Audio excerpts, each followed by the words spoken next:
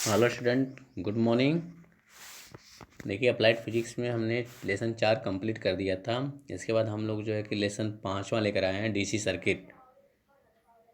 तो इस DC circuit में देखिए, आप लोगों को दिख रहा होगा, ये चैप्टर 5 है, DC circuit, direct current DC है ये आपको। तो इसमें सबसे पहले है हमारा हेडिंग है विद्युत धारा। इसमें देखिए दिख रहा होगा आप लोगों को, किसी चालक में आवेश प्रवाह की दर को विद्युत धारा कहते हैं। तो विद्युत धारा को हम आई से लिखते हैं, आई बराबर होता है Q/T। देखिए, आप लोगों को दिख रहा होगा, आवेश के बारे में मैंने आप लोगों को बता दिया था, आवेश क्या होता है इसके पहले वाले चैप्टर में। देखिए, इसका मात्रक क्या होता है, कूलाम प्रति सेकेंड, या इसी को हम एम्पियर बोलते हैं। देखिए, इसे आई से लिखते हैं। तो ये है विद्युत धारा हमारा। किसी चालक में आवेश प्रवाह की दर को विद्युत धारा कहते हैं। विद्युत धारा बराबर होता है आवेश बटे समय, यानी आई बराबर होता है Q/T। इसके बाद देखिए है ओम्स लॉ, यानी ओम का नियम। तो देखिए, इसमें हम आपको दिख रहा होगा, यदि किसी चालक की भौतिक अवस्था में परिवर्तन न किया जाए। भौतिक अवस्था क्या होता है, जैसे होगा ताप हो गया, दाब हो गया, आयतन, इस पर अगर परिवर्तन इसमें न किया जाए तो चालक के सिरों पर लगने वाले विभवांतर तथा चालक में बहने वाली धारा का अनुपात जो होता है एक नियतांक होता है। यानी कहने का मतलब हो गया, अर्थात V/I बराबर नियतांक। देखिए, आपको दिख रहा होगा, अगर V बराबर करेंगे तो हमारा ये V/I बराबर R हो जाएगा। R ही हमारा नियतांक है, और जिसे हम चालक का वैद्युत प्रतिरोध कहते हैं। देखिए, यहाँ पर आप लोगों को दिख रहा होगा वैद्युत प्रतिरोध क्या होता है। देखिए, यहाँ पर दिख रहा है आप लोगों को वैद्युत प्रतिरोध कि पदार्थ को वह गुण जो धारा के बहने का विरोध करता है प्रतिरोध कहलाता है। ऐसे आर से हम प्रदर्शित करते हैं, इसका मात्रक ओम होता है, और इसका ओम का देखिए संकेत होता है, ये सिंबल होता है ओम का। तो ये आपको दिख रहा होगा, आर बराबर होता है फॉर्मूला, देखिए ρL/A एक फॉर्मूला होता है, एक तो V बराबर IR होता है, देख रहे हैं आपको ऊपर दिख ही रहा है ओम्स लॉ। एक फॉर्मूला आर बराबर ρL/A होता है। देखिए, यहाँ पर L क्या है, चालक की लंबाई है, देखिए आप लोगों को दिख रहा होगा। ए चालक के अनुप्रस्थ काट का क्षेत्रफल है। रो चालक के पदार्थ का विशिष्ट प्रतिरोध है, और रो जो है विशिष्ट प्रतिरोध, इसको हम जो है कि पदार्थ की प्रतिरोधकता भी कहते हैं। इसका मात्रक ओम मीटर होता है। प्रतिरोध का मात्रक तो ओम होता है, आप देख रहे हैं, लेकिन विशिष्ट प्रतिरोध का मात्रक क्या होता है, ओम मीटर होता है। आप लोग इसका स्क्रीनशॉट लेना चाहते ले लीजिएगा, मैंने वैसे भी आप लोगों को ग्रुप में PDF भेज दिया, इसे देख लीजिएगा आप लोग। देखिए, इसके बाद हम देखेंगे प्रतिरोधों का संयोजन। देखिए, ये हमारा है प्रतिरोधों का संयोजन।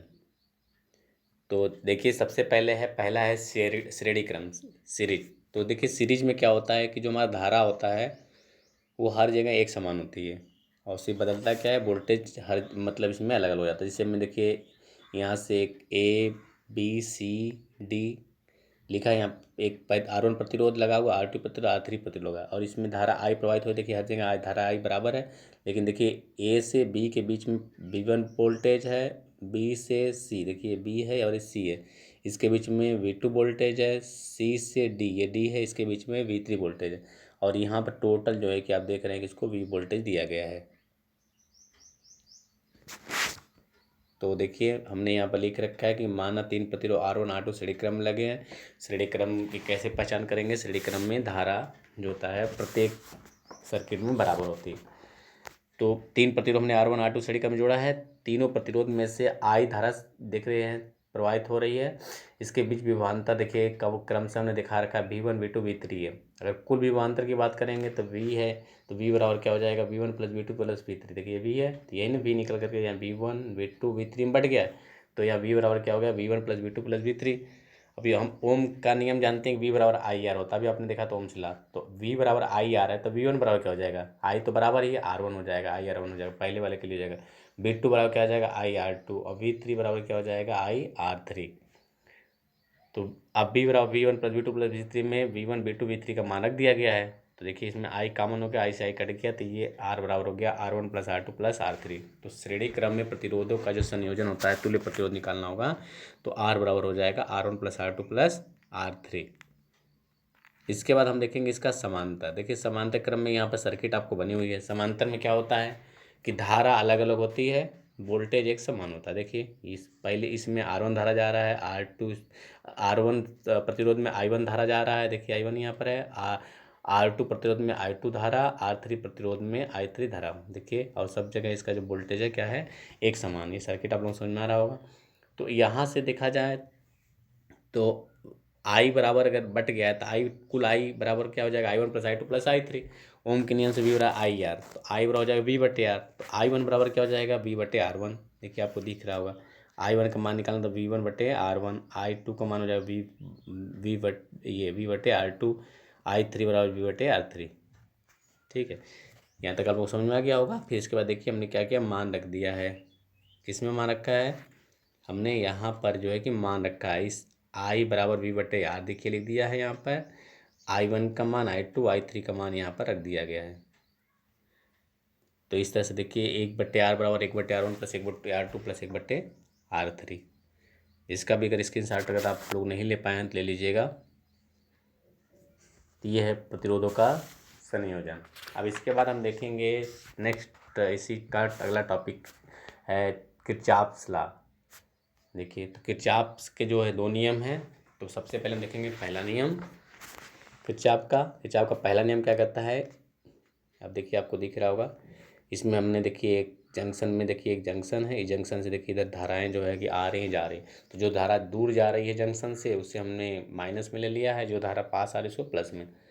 तो किरचॉफ्स लॉ क्या कहता है, किरचॉफ्स लॉ बोलता है कि किसी विद्युत परिपथ के किसी संधि पर, विद्युत परिपथ के किसी संधि पर मिलने वाली समस्त धाराओं का बीजगणितीय योग शून्य होता है। अब देखिए चित्र में दिख रहा है कि हमने यहाँ पर बता ही रखा आप लोगों को कि चित्र में कि इसमें देखिए जंक्शन की ओर जो धारा आ रही है, तो यहाँ पर जो है कि जंक्शन दिख रहा होगा। यहाँ पर देखिए आप लोगों को जंक्शन दिख रहा होगा, ये है जंक्शन। जंक्शन की ओर आने वाली धारा जो है वो पॉजिटिव, जैसे ये देखिए पॉजिटिव, ये दूर जा रही है नेगेटिव, ये भी दूर जा रही है नेगेटिव, ये भी जंक्शन से दूर जा रही है नेगेटिव, ये जंक्शन के पास जा रही है पॉजिटिव। तो जंक्शन से दूर जाने वाली जो है धारा माइनस में, जंक्शन के पास आने वाली धारा प्लस में। तो इस तरह से देखिए कुल धाराओं का समस्त बीजगणित यानी I1 minus I2 plus minus I3 minus, तो जो दूर जा रही माइनस में देखिए इसका वैल्यू है, जो पास में आ रही है उसका प्लस में वैल्यू है। I1 प्लस में लिया है क्योंकि धारा I1 क्या है, जंक्शन के पास आ रही है। देखिए I1 जंक्शन के पास आ रही है, इस तरह से बराबर जीरो। फिर यहाँ पर I1 प्लस प्लस एक साथ कर लिया, माइनस माइनस एक साथ, तो I1 plus I5 plus I6 बराबर I2 plus I3 plus I4। और जो पहला नियम किरचॉफ का है ये आवेश संरक्षण के सिद्धांत पर आधारित है। इसके बाद हम देखेंगे किरचॉफ का दूसरा नियम। किरचॉफ का दूसरा नियम क्या है, देखिए दूसरा नियम क्या है किरचॉफ का, किसी बंद परिपथ में विद्युत वाहक बलों का बीजगणितीय योग परिपथ तथा उसमें ये प्रतिरोध तथा उसमें बनल धारा के गुणनफल यानी IR के बीजगणितीय योग के बराबर होता है। यानी कि जो हमारा विद्युत वाहक बल सिग्मा EMF है, यहाँ से आपको दिख रहा होगा विद्युत वाहक बल इलेक्ट्रोमोटिव फोर्स, EMF जो है सिग्मा EMF प्लस इसका IR बराबर क्या है, ये 0 है, बड़ी बीजगणितीय योग के बराबर होता है। तो अब यहाँ पर देखिए दिख रहा है, अब यहाँ पर देखिए एक सर्किट आपको दिख रही होगी। सर्किट देखिए अगर हमने क्लॉकवाइज एंटी क्लॉकवाइज तीर सीधा ऐसा है, तो जो इधर हम क्लॉकवाइज अगर करेंगे तो क्लॉकवाइज में क्या होगा कि क्लॉकवाइज में जो हमारा आएगा, क्लॉकवाइज में यहाँ पर देखिए क्या होगा, क्लॉकवाइज में जो वैल्यू लेंगे वो वैल्यू हमारी क्या होगी, पॉजिटिव। देखिए क्लॉकवाइज में हम जा रहे हैं इधर, तो क्लॉकवाइज में हमने लिया इधर का, तो ये पॉजिटिव, सारे वैल्यू पॉजिटिव, यानी हम सर्किट इधर से चल रहे हैं, ऐसे चल रहे हैं, तो सारे वैल्यू यहाँ फिर आ रहे हैं इधर से, यानी पॉजिटिव से निगेटिव इधर चल रहे हैं, तो सारे वैल्यू। अब यहाँ पर देखिए क्या है कि हम ये एंटी क्लॉकवाइज चल रहे हैं, जब एंटी क्लॉकवाइज सारे वैल्यू माइनस में। देखिए यहीं पर दिख रहा होगा इस सर्किट को, देखिए सर्किट में आप लोगों को दिख रहा होगा यहाँ पर कि परिपथ बंद परिपथ ABFA में आइए, देखिए बंद परिपथ आपको दिख रहा है ABFA, एक ये बंद परिपथ यहाँ से दिखा होगा। इस परिपथ में क्या होगा, ये हो जाएगा I1R1 प्लस, देखिए I1R1 हो जाएगा, I1R1 प्लस क्या हो जाएगा इसमें देखिए R2 I1 प्लस I2, ये धारा ऐसे जाएंगे फिर इधर जाएंगे तो क्या हो जाएगा, फिर यहाँ जाएगा बराबर 0। देखिए एक समीकरण नंबर 1 आपको दिख रहा होगा। तो यहाँ मैंने E1 माना है तो पहला सर्किट के लिए, ये सारे वैल्यू प्लस में। दूसरे में आ जाइए, दूसरे में हम देखिए एंटी क्लॉकवाइज चल रहे हैं, तो सारे वैल्यू क्या है आपको दिख रहा है, सब सारे वैल्यू माइनस में। देखिए ये माइनस में दिख रहा है ना, ये सब माइनस में दिख रहा है। क्यों माइनस में दिख रहा है? क्योंकि देखिए हम यहाँ पर एंटी क्लॉकवाइज चल रहे हैं। तो एंटी क्लॉक का जब चलेंगे तो कैसे होगा I2 गुड़े R3 प्लस माइनस, क्योंकि इससे चले माइनस I2 R3 माइनस क्या हो जाएगा I1 प्लस I2 गुड़े R2 माइनस, फिर माइनस I2 R4 बराबर E2। देखिए समीकरण नंबर आपको 2 दिख रहा है। अब इसी समीकरण 1 और 2 को सॉल्व कर लेंगे तो हमें धारा का मान ज्ञात हो जाएगा। तो ये हमारा जो है किरचॉफ का सेकंड लॉ है, आप लोगों को दिख रहा होगा, इसे आप नोट्स कर लीजिएगा। इसके बाद हम देखेंगे नेक्स्ट टॉपिक हमारा है व्हीटस्टोन ब्रिज, बहुत इम्पोर्टेंट है।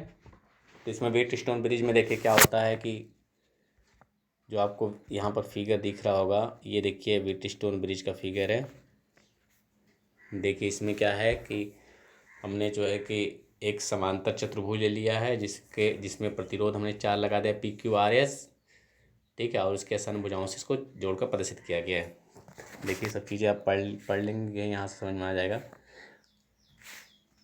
फिगर आप लोग देख लीजिए, आप लोगों को दिख रहा होगा।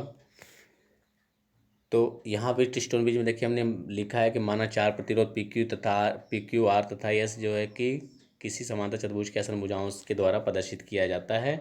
चतुर्भुज की एक विकर्ण से बैटरी E तथा कुंजी K2, देखिए आपको दिख रहा है यहाँ से विकर्ण,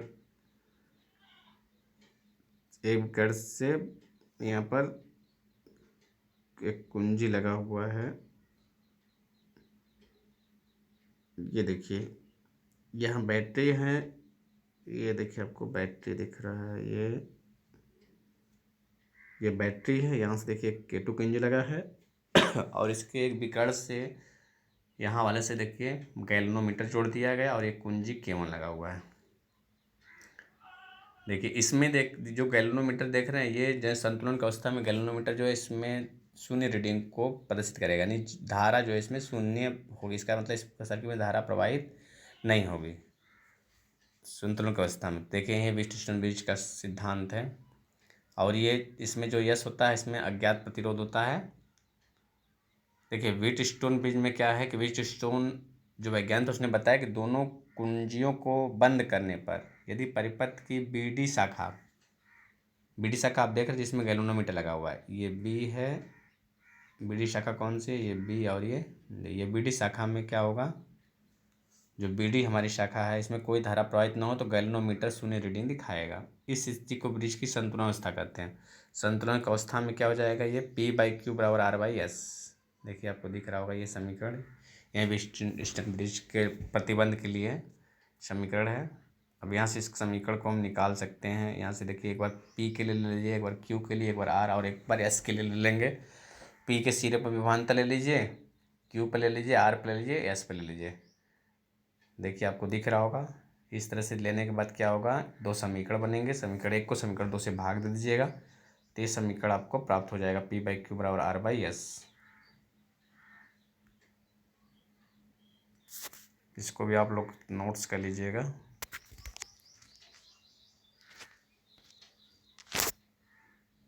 इसके बाद देखिए हम देखेंगे विभव मापी पोटेंशियोमीटर।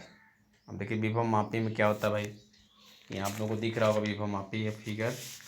ये क्या काम करता है, किसी सेल का विद्युत वाहक बल अथवा आंतरिक जो है प्रतिरोध जो है कि ज्ञात करने के लिए विभव मापी का हम प्रयोग, किसी सेल का विद्युत वाहक बल अथवा आंतरिक प्रतिरोध जो है कि ज्ञात करने के लिए विभव मापी का प्रयोग करते हैं। तो इसमें आप लोगों को फिगर दिखाई दे रहा होगा, देखिए फिगर है। इस फिगर में क्या है कि हमने बैटरी ले रखा है, कि E1 बैटरी ले रखा है। देखिए यहाँ पर ये E1 बैटरी है और जिसका हमें ज्ञात करना है, जिसका हमें जो है कि विभव, ये आप देख रहे हैं ना कि इसका विद्युत वाहक बल ज्ञात करना है। तो हमने मान लीजिए इसका विद्युत वाहक बल ज्ञात करना, जिसका विद्युत वाहक बल ज्ञात करना उसको गैल्वेनोमीटर से हमने जोड़कर जाकी लगाकर गैल्वेनोमीटर से जोड़ दिया गया है। तो इसमें देखिए इसका हम देखेंगे, पहले सिद्धांत देखेंगे। फिगर आप लोग को कर लीजिएगा। इसमें हमने एक रिहोस्टेट लगाया हुआ है, कुंजी लगाया हुआ है। तो जिसका हमें ज्ञात करना है उसके साथ में गैल्वेनोमीटर लगा रखा है। तो यह सिद्धांत इसका क्या है, हमने मान लिया है कि एल लंबाई किसी तार का प्रतिरोध आर है। देखिए यहाँ से है, यदि तार से एक समान धारा आई बह रही हो, तार के सिरों पर विभवांतर V बराबर आई आर, ये फॉर्मूला आप जानते हैं। तो V बराबर आई आर का मान भी हमने बता रो एल बाई ए। अब इसके पहले आपने पढ़ा था आर बराबर क्या होता है, रो एल बाई ए, जो कि ये दिख रहा है। इसी फार्मूले को हमने यहाँ पर रख दिया है। ठीक, इसके बाद जो है कि अब ये अगर इसको हम कांस्टेंट मान ले, आर रो बाई ए को अगर कांस्टेंट मान ले तो क्या होगा, भी प्रपोज करेगा इसको यल को, यानी कि तार की लंबाई जो होती है, वोल्टेज जो होता है तार की लंबाई के समानुपाती होता है, विभवांतर या वोल्टेज इसका। देखिए संरचना में इसमें देखिए क्या होता है, इसमें कांस्टेंटन या मैग्नीन का जो है तार होता है, समान व्यास का। ये भी देखो हमने दिखा रखा है। तार का एक सिरा जो है संचायक बैटरी E1 से जुड़ा रहता है। तार का दूसरा सिरा रिहोस्टेट धारा नियंत्रक जिसे बोलते हैं, अमीटर की तथा कुंजी के साथ श्रेणी क्रम जुड़ा होता है। धारा नियंत्रक का प्रतिरोध घटा बढ़ाकर ए बी की धारा को नियंत्रित किया जा सकता है। जिस सेल का विद्युत वाहक बल ज्ञात करना होता, उसका ध्रुव ए से ऋण ध्रुव गैल्वेनोमीटर जी द्वारा जाके जैसे जोड़ दिया जाता है। देख लीजिए हमने बताया कि जिसका हमें ज्ञात करना, मान लीजिए इसका ज्ञात करना हमें, चलिए इसका नाम हम कुछ रख देते हैं भाई E2। तो इस तरह से इसको जोड़ देते हैं। अमीटर देखिए यहाँ पर लगा हुआ है। तो इस तरह से आप लोगों का ये लेसन 5 था। 5 लेसन कंप्लीट हो गया। हम नेक्स्ट लेक्चर में हम जो है कि 6 लेसन लेकर आएंगे। तब तक के लिए धन्यवाद। आप लोग इसे अच्छे से नोट्स बना लीजिएगा।